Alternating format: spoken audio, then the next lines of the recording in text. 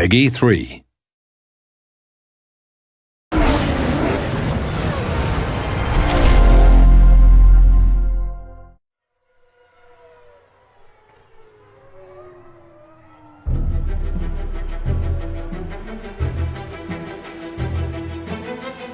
It's really the ultimate experience. It's a culmination of so much hard work.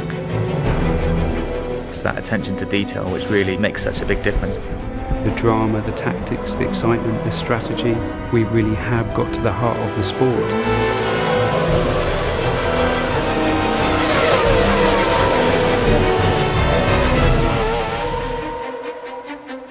We've had 2 really successful games launched already now for Formula One. When you're evaluating what to do in the next instalment, you really want to improve on everything that's there. The aim for the 2012 game is to make more of a complete F1 experience. At the start of the game now, we've got the Young Drivers Test. It's a real test that exists in real life. It's set in Abu Dhabi in 2011, and you get a chance to drive either the Red Bull, the Ferrari or the McLaren. It really gives those up-and-coming drivers track time to really kind of showcase their talents, and it's wonderful that we're able to copy the elements that happen on those real young driver test sessions in the Formula One 2012 game. I remember my first test was with Red Bull Racing at the end of 2007. And you know, even 3 years later, the people who ran me at the test still remember the job that you did, you know, so the first impression really is important. People still talk about the first time Lewis tested at Silverstone for McLaren, and you know, so it is a hugely important day for a racing driver.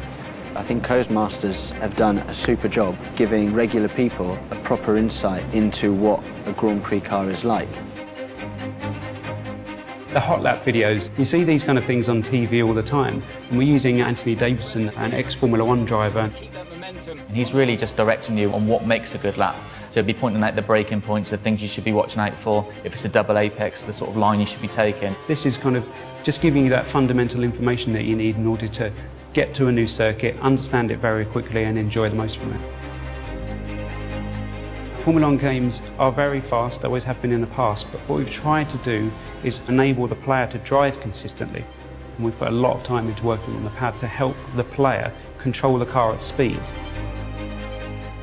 We're not all Fernando Alonso's of this world, we make mistakes. So rather than just hitting the pause menu and restarting the race, you've got the ability to be able to rewind time and just get to a point before the incident and just try it again. Certainly for the novices, in terms of learning racing lines and avoiding incidents, they're a really useful tool.